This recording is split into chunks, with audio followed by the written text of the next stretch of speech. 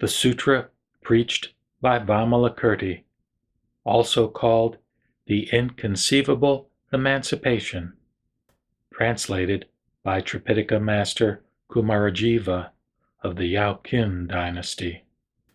Fascicle 1, Chapter 1, Buddha Land.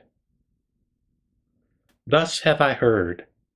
At one time, the Buddha was in the garden of Amrapali near Vaisali in the company of a great congregation of 8,000 bhikshus. There were 32,000 Bodhisattvas recognized by the congregation. The Bodhisattvas present had all accomplished the original practices of great wisdom, were established by the numinous charisma of the Buddhas, maintained the correct Dharma for the defense of the Dharma city, made their names heard throughout the 10 directions through their ability at the lion's roar, befriended and pacified people without being requested, exalted the 3 jewels, Buddha, Dharma, and Sangha, and were thus able to keep them from being cut off, subjugated the vengeful Maras and controlled those of the heterodox paths, were entirely purified and had forever transcended the impediments, that is, afflictions, maintained their minds always in peace and unhindered emancipation, were unfailing in their mindfulness,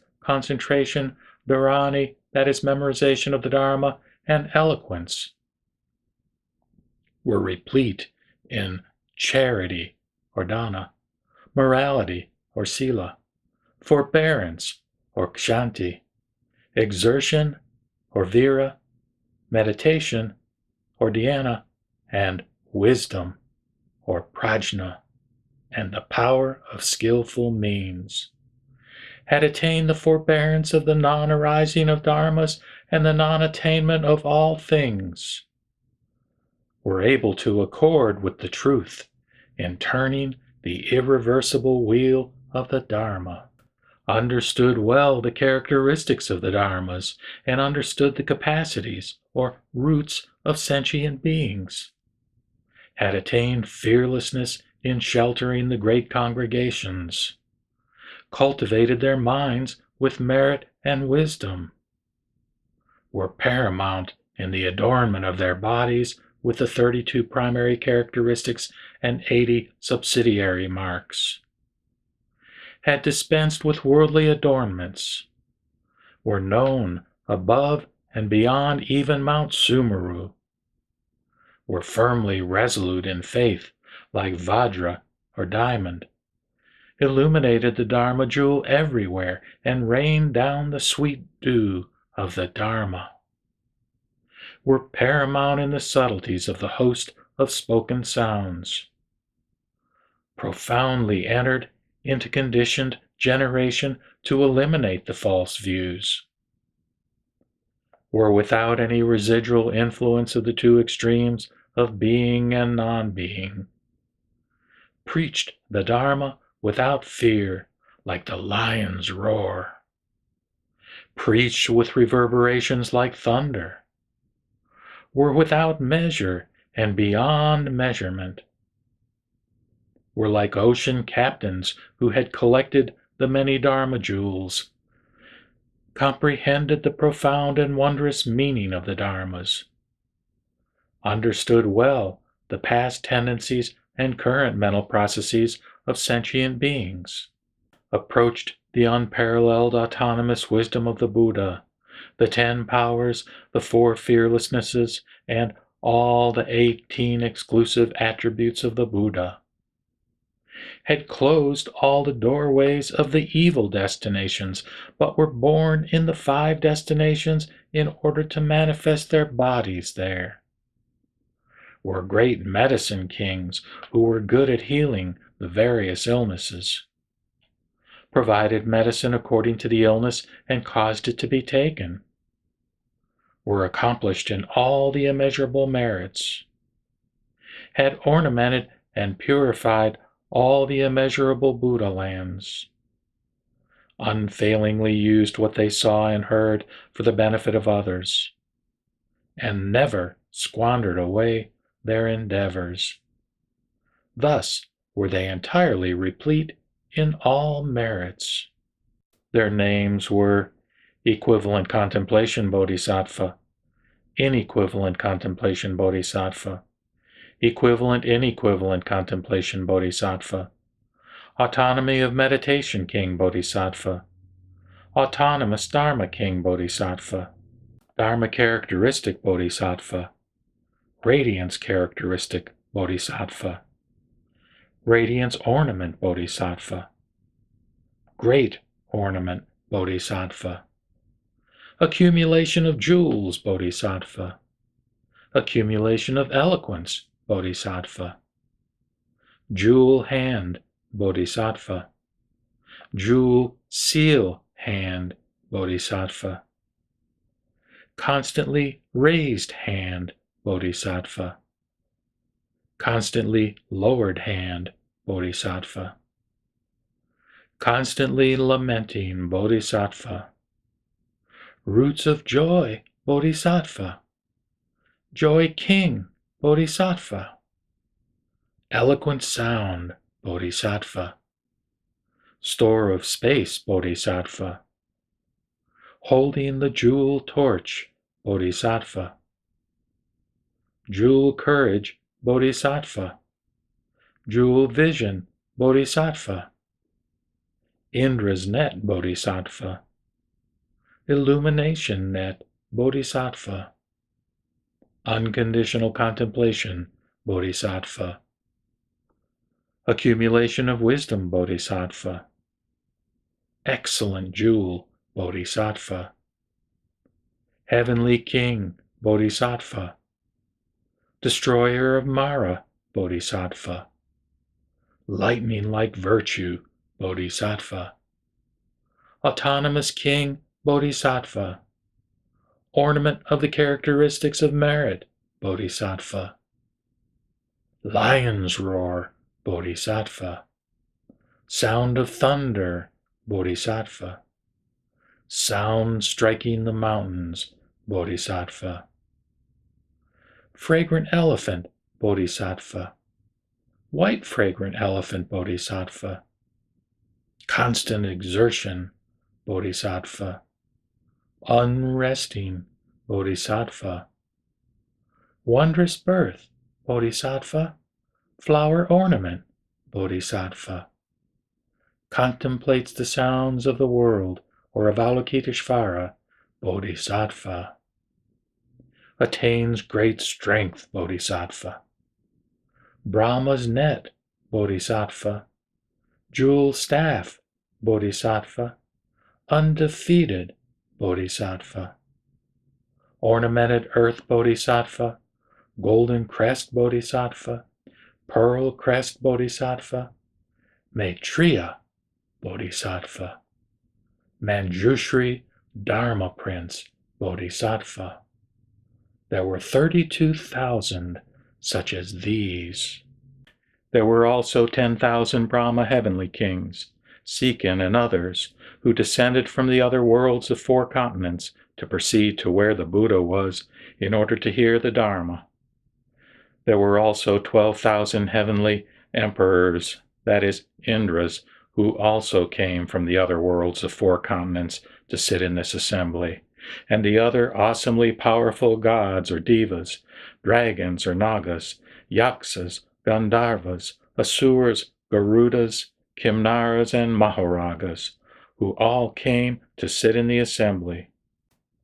The bhikshus or monks, bhikshunis or nuns, upasakas or laymen, and upasikas or laywomen also came together to sit in the assembly.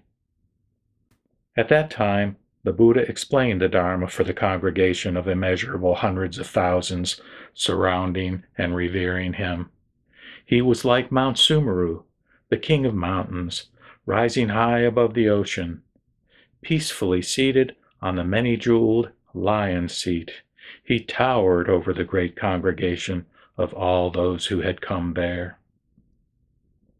At that time, there was an elder son in the city of Vaisali named Jewel Accumulation.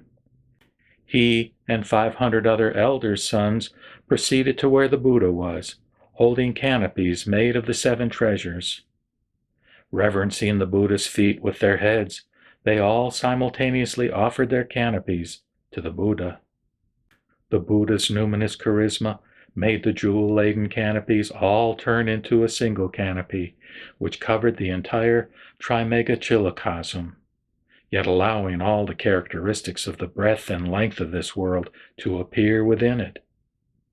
Also, all the Trimegachilocosm's Mount Sumerus, Snowy Mountains, Muslinda Mountains, Mahamuslinda Mountains, Fragrant Mountains, Jewel Mountains, Golden Mountains, Black Mountains, Iron Ring Mountains, and Great Iron Ring Mountains, the oceans, rivers, streams, and springs, the suns, moons, and stars, the palaces of the gods, the palaces of the dragons, and the palaces of the honored gods, all these appeared within that jewel-laden canopy. Also, the Buddhas of the 10 directions, as well as the Buddhas preaching of the Dharma, also appeared in that jewel-laden canopy. At that time, the entire congregation observed the numinous power of the Buddha and exclaimed in praise of its unprecedented quality. They held their palms together and reverenced the Buddha, gazing up at his revered countenance without interruption. At this, the elder's son, Jewel Accumulation, proclaimed in verse before the Buddha, "Your eyes are pure, and as large as blue lotuses. Your mind is pure, having mastered the concentrations. Long have you accumulated pure action. You are immeasurably praiseworthy. You have guided the congregation with serenity, and therefore we bow our heads to you. We see the great sage use numinous transformations to manifest the immeasurable lands throughout the 10 directions, within which the Buddhas preach the Dharma, and we thus can see and hear them all. The Dharma power of the Dharma King surpasses all other beings, and you always give the wealth of Dharma to all. Well do you discriminate the characteristics of the Dharmas and remain unmoved within the cardinal principle. You have already achieved autonomy with regard to the Dharmas, and therefore we bow our heads to you as Dharma King. You explain the Dharmas are neither extant nor non-extant, although the Dharmas are generated from causes and conditions, that they are without self, without creation, without experiencer, although good and evil karma is also not extinguished. Initially, under the Bodhi tree, you forcefully subjugated Mara, attaining extinction like sweet dew and achieving enlightenment. Without any intention in mind and without experiencing any process, you thoroughly vanquished the heterodox paths. With 3 turnings of the wheel of the Dharma in the Chilocosm, the wheel is fundamentally always pure. The achievement of enlightenment by gods and humans attests to this, and the 3 jewels are thus manifest in the world. With this wondrous Dharma, you save sentient beings, who, after experiencing it, never regress from permanent serenity. As the great medicine king who saves us from old age, illness, and death, you should be worshipped as a Dharma sea whose virtues are boundless. Immovable before abuse and praise, like Mount Sumeru, you are equally compassionate to those who are good or not. Your mental processes are universally sane, like space. Who could hear of the jewel among humans without becoming devoted to you?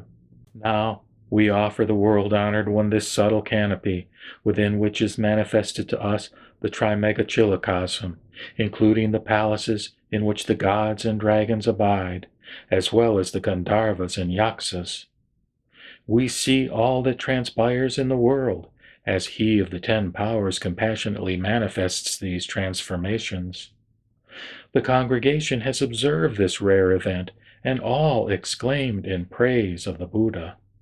And now we bow our heads to the honored one of the triple world. You, the great sage and Dharma king, are the refuge of the congregation, who purify their minds in contemplating you, the Buddha, all of them in ecstasy. They each see the world-honored one in front of himself, through the 18 exclusive attributes of the Buddha's numinous power. The Buddha explains the Dharma with one sound, and sentient beings each attain understanding according to their capacity. Each one says the world-honored one is speaking his own language, through the exclusive attribute of the Buddha's numinous power. The Buddha preaches the Dharma with one sound, and sentient beings each understand accordingly. Everyone accepts and practices it, and receives its benefit through the exclusive attribute of the Buddha's numinous power. The Buddha preaches the Dharma with one sound, but some are afraid and some joyous. Some generate revulsion to the world of suffering or eliminate their doubts through the exclusive attribute of the Buddha's numinous power.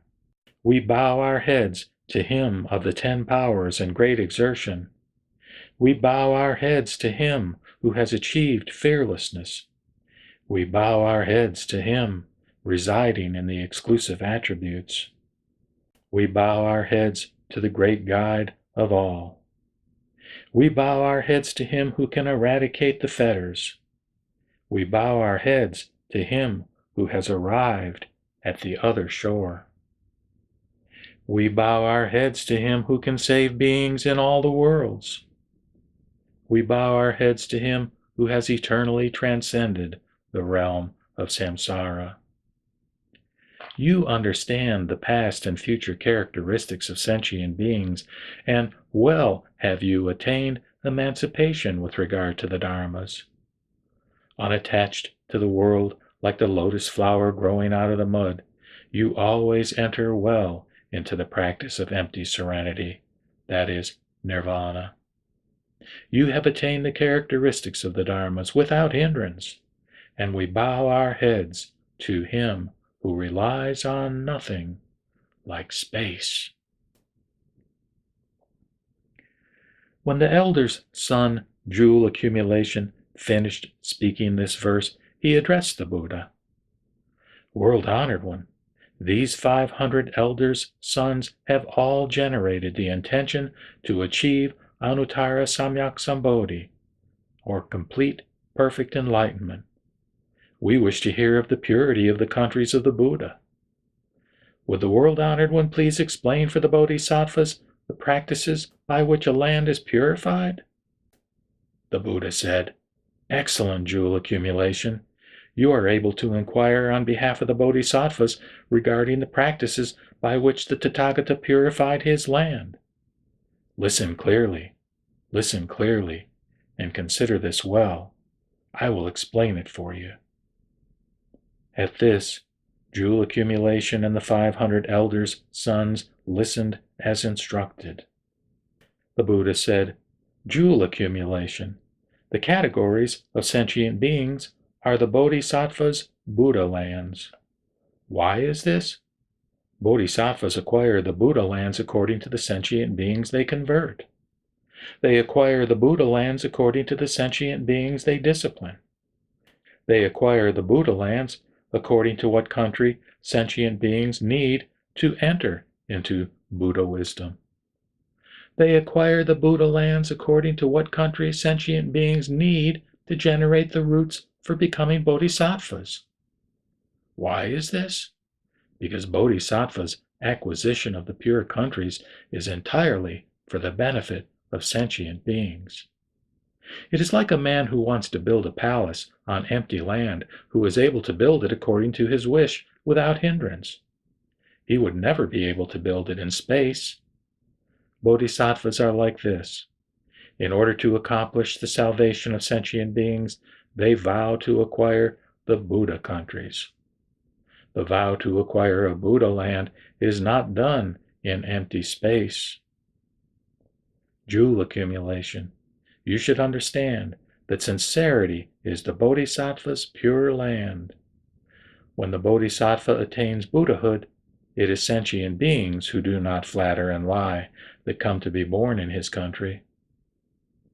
A profound mind is the Bodhisattva's pure land.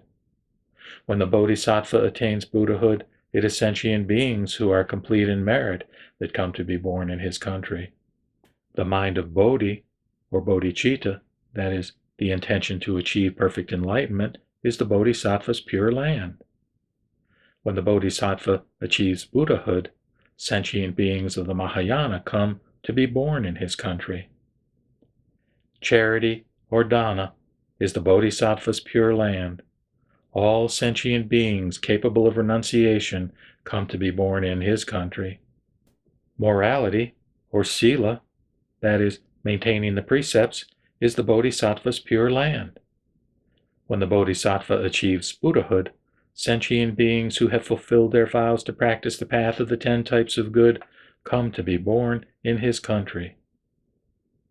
Forbearance, or ksanti, is the Bodhisattva's pure land. When the Bodhisattva achieves Buddhahood, sentient beings who have ornamented themselves with the 32 marks of a Buddha come to be born in his country. Exertion, or virya, is the Bodhisattva's pure land. When the Bodhisattva achieves Buddhahood, sentient beings who have energetically cultivated all the types of merit come to be born in his country. Meditation, or dhyana, is the Bodhisattva's pure land. When the Bodhisattva achieves Buddhahood, sentient beings who control their minds and keep them undisturbed come to be born in his country. Wisdom, or prajna, is the Bodhisattva's pure land. When the Bodhisattva achieves Buddhahood, sentient beings who have achieved correct concentration come to be born in his country. The 4 unlimited states of mind, that is, the Brahma Viharas, are the Bodhisattva's pure land. When the Bodhisattva achieves Buddhahood, sentient beings who have developed sympathy, compassion, joy, and equanimity come to be born in his pure land. The 4 means of attraction are the Bodhisattva's pure land. When the Bodhisattva achieves Buddhahood, sentient beings who have been attracted through his emancipation come to be born in his country. Skillful means are the Bodhisattva's pure land. When the Bodhisattva achieves Buddhahood, sentient beings whose skillful means are without hindrance regarding all the dharmas come to be born in his country. The 37 factors of enlightenment are the Bodhisattva's pure land. When the Bodhisattva achieves Buddhahood, sentient beings who have accomplished the foundations of mindfulness, correct exertions, numinous capabilities, faculties, powers, and the noble path come to be born in his country. The attitude of rededication of merit is the Bodhisattva's pure land. When the Bodhisattva achieves Buddhahood, he attains a country that is complete in all forms of merit. Explaining how to eliminate the 8 difficult realms where the Buddha and Dharma are unknown is the Bodhisattva's pure land. When the Bodhisattva achieves Buddhahood, his country is without the 3 evil destinations and 8 difficult realms. Maintaining one's own practice of the precepts without reviling the deficiencies of others is the Bodhisattva's pure land. When the Bodhisattva achieves Buddhahood, his country is without the names, that is, without even the words, quote, violation and prohibition. The 10 goods are the Bodhisattva's pure land.